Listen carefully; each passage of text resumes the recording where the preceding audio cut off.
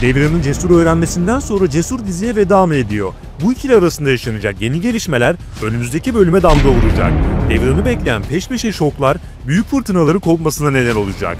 Hakim öldü mü ve Karga'yı bu dakikadan sonra hangi sürprizler bekliyor? Esme, İhsan'ın aşiretine gelin olarak gidecek mi? Ve Devran'la tamamen ayrıldılar mı? Bu konuda bomba sürprizler yaşanacak. Karga ve Esme ile ilgili beklenmedik senaryo ise herkesi şaşırtacak. İhsan'ın başlattığı bu büyük savaşta Sophie'yi çok yakından ilgilendiren çok kritik bir detay var. İskender ve İmre ile ilgili yaşanacak yeni gelişmeler ise çok konuşulacak. Birazdan tüm bunları, daha fazlasını ve dikkatle dinlemeniz gereken tüm gelişmeleri sizlerle paylaşacağız. Şimdi hemen başlayalım. İlk olarak Karga ve Hakim'in ölümle biten senaryosuyla başlayalım. Karga, İskender ve Devran'ın işbirliği sonucunda İskender'in ince planıyla gemileri yakarak Hakim'in biletini kesti. Aksi durumda babası tarafından pek sevilmeyen Karga tüm itibarını ve gücünü kaybedecekti. Bu nedenle Hakim'i vurarak ortadan kaldırmak istedi. Peki Hakim öldü mü? Karga Hakim tam kalbinden vurdu ve böylece Hakim karakteri ölerek diziye veda etmiş oldu. Bu da Karga için yeni bir dönemin başlangıcı olacak.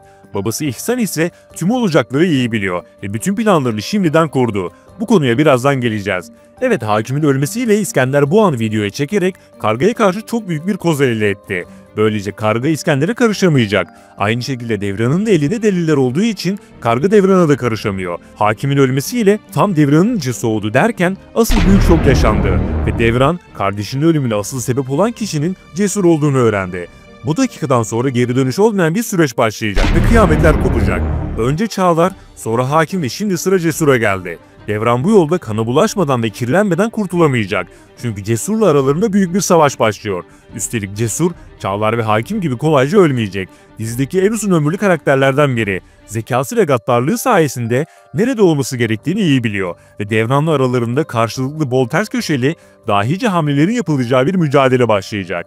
Yani Devran Cesur'dan bunların hesabını kolayca soramayacak. Ayrıca Cesur, annesini vurduktan sonra İskender ve İmre onu tamamen sildi. Yalnız kaldığı için kargaların evine girdi ve hatta İhsan'ın planlarıyla iyice işlerin merkezinde olacak. Şimdi gelelim bu konulara ve bomba sürprizlere.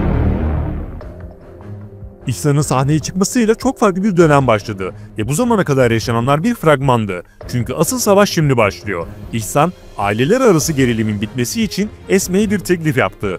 Bu teklife göre Esme, İhsan'ın aşiretine gelin olarak gelecek ve Karga ile evlendirilecek.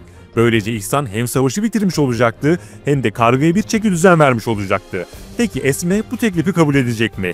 İlk aşamada teklifi kabul etmediği gibi görünüyor ancak Esme'den bu konuda bir fedakarlık yapması bekleniyor. Kısacası Esme'nin aşiretin içine bir şekilde girmesi bekleniyor. İhsan'ın asıl amacı Esme'yi Karga ile evlendirmek ancak bu konuda sürpriz bir Cesur hamlesi de gelirse şaşırmayız. Çünkü Cesur Esme'den giderek hoşlanmaya başlayacak. Esme ile ilgili bu senaryolar gerçekleşirse Devran için işler giderek kızışacak. Şimdiye kadar elini kana bulamamak için kendini zor tutan Devran'ı bu dakikadan sonra kimse tutamayacak. Öte yandan önceki videomuzda çok önemli bir konudan bahsetmiştik. Karga'nın geçmişi ve Esme ile olabilecek bağlantısını ele almıştık. Geçtiğimiz bölümleri gördük ki Karga Esme'yi gördüğünde adeta baka kaldı. Bu konuda bahsettiğimiz gibi Karga Esme'yi geçmişte çok sevdiği kadına benzetmiş olabilir. Karga için en hassas konu bu. Çünkü muhtemelen sevdiği kadını Hakim öldürttü ve o andan sonra kadınlara dokunmamaya yemin etti. Eğer Esme gerçekten de Karga'nın sevdiği kadına benziyorsa, ki bu çok yüksek bir ihtimal, işler fena halde karışacak demektir.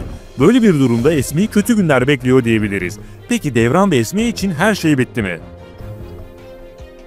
İmre'nin Devran'a yakın davranması Esme'nin sabrını taşırdı. Esme ilk olarak İmre'nin Devran'ı boynundan öptüğünü görmüştü. Sonrasında yine birkaç defa yakınlaştığını görmüştü. Fakat bunlara göz yumdu ve Devran'la birlikteliğini devam ettirdi. Ancak Devran'ın Esme'ye İmre'nin kendisini öptüğünü söylemesi Esme için bardağı taşıran son damla oldu. Büyünün bozulduğunu söyleyen Esme, Devran'la hiç yakınlaşmadığı için bunu söyledi ve sonrasında ayrıldı. Bu ikili bir süre ayrı kalacaklar. Öncesinde hem Esme hem de Devran beklenmedik sürprizlerle karşı karşıya kalacak. İlerleyen süreçte ise Devran'ın Esme'yi bir takım tehlikelerden kurtarmasıyla barışma süreci başlayabilir. Fakat buna daha var. Öte yandan Sophie Esme'ye çok değer veriyor ve bu nedenle Sophie de bu savaşın merkezinde yer alacak. Hatta Sophie ile ilgili bomba bir ihtimal var. Belki de Karga'nın babası İhsan, Sophie'nin babasıyla geçmişte tanışıyorlardır. Sophie İhsan'ı araştırarak kim olduğunu öğrenmeye çalışacak. Hatta Sophie'nin babasını eğer İhsan öldürmüşse işte o zaman Sophie için de yeni bir dönem başlamış olacak. Bunların yanı sıra Devran ve İmre arasında ise beklenmedik sürprizler yaşanmaya devam edecek. İmre'nin yapacağı yeni hamleler dizinin gidişatına yön verecek.